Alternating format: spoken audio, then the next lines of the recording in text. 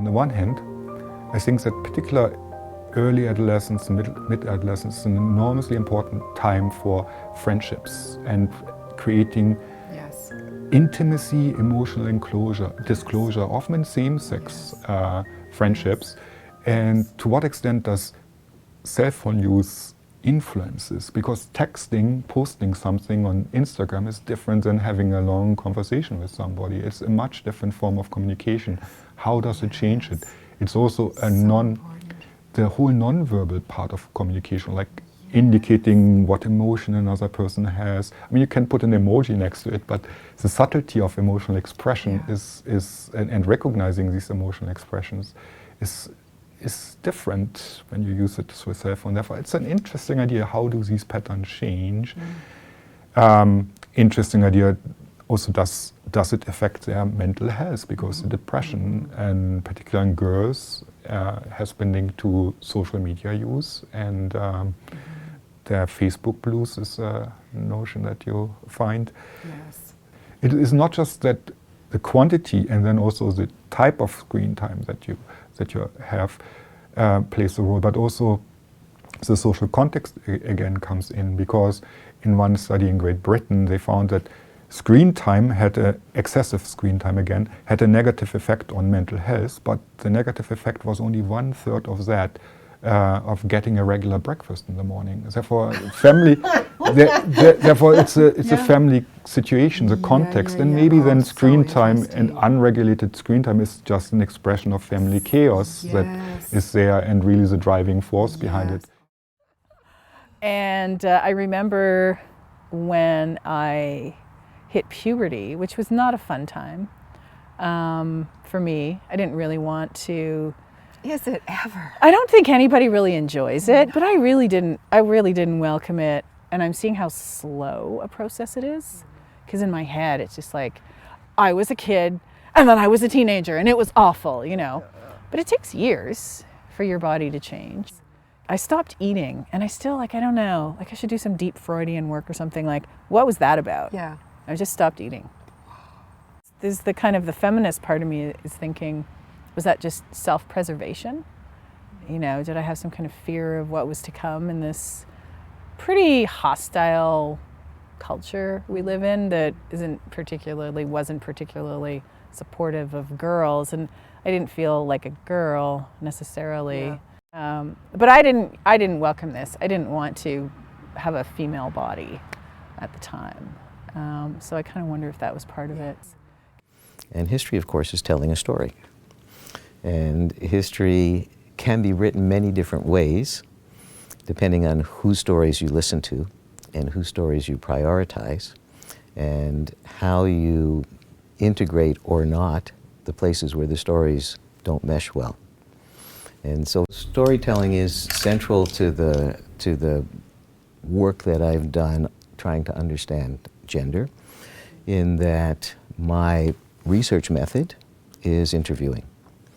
And so I would seek out people who had the stories to tell that I was interested in and have them tell their stories, listen very carefully, and then try and take bigger lessons from the individual stories or the composite of the individual stories that teach us something about the social forces at work. Yeah, like when I came out of the closet in the late 80s, it was just common knowledge that if you were, say, a woman and you came out and you had a kid, well, you would lose your child, you would lose custody. Because the majority of judges would just think, well, you're unfit to be a mother, you're, a sexual deviant. And somehow now I'm married. I never thought that was a path I'd go down, or that I would be allowed to marry a woman and have a child. Yeah. And my name is on my daughter's birth certificate. It was quite early on, so she was born in 2009, and I didn't realize that was going to happen. And when it came in the mail, my partner and myself are on the birth certificate. And now I think you can get 2, 3, 4 people on birth certificates. It's going to mess up the genealogists, that's for sure. Yeah. Confuse people. And so again, I'm trying to learn, how does gender work? How do we understand it? How do we communicate it? And people who change their gender certainly go through a life transition that is very profound, but everyone around them also goes through a life transition that's quite profound. And everyone around them goes through a transition because they have to learn to see an individual that they knew one way, an entirely different way. And on top of that, for most people, that process causes them to understand gender quite differently than they did before. So there's a ripple effect. It's not just about one person changing, but everyone around them. Network of relationships. Yeah. Yeah. And so I have been interested in gender for many, many years, and I think by now I do get it.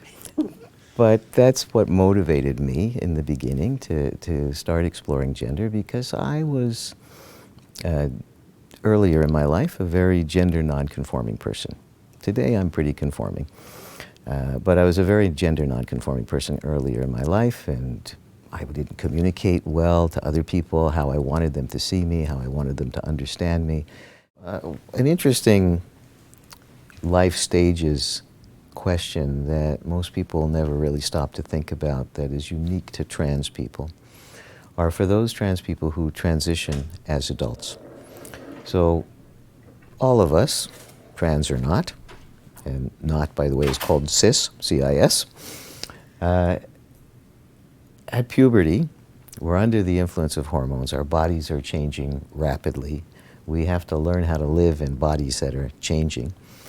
And we're also, for most people, go through a very awkward teenage stage where they try and figure out what's the right look for them. And this is that awkward teenage stage where you wear weird outfits and you do funny things with your hair, and if you're a woman, you do funny things with your makeup, and maybe you pierce something that you later regret, or maybe you get a tattoo somewhere that you wish you hadn't. And that's kind of typical teenage angst.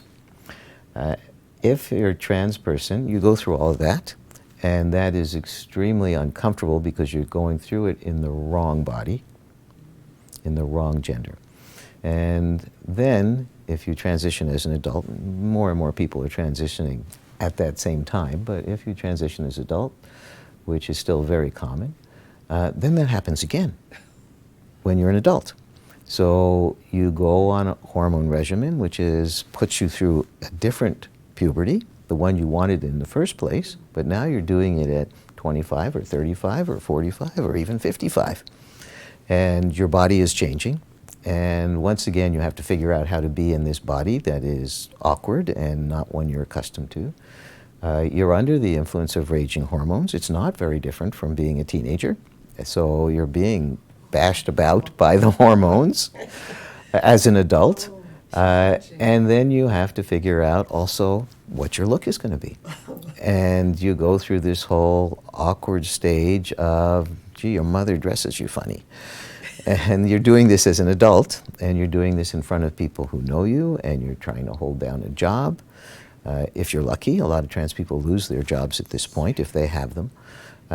But this is a different kind of transition as an adult. It's a life stage that you repeat. It's a second puberty. And usually you go through it more smoothly and quickly than you did the first time because you have the benefit of a certain amount of maturity. But there's no avoiding the barrage of hormones and what that does to you. And it's really very difficult to find your footing in what your look is going to be without some missteps. Yeah.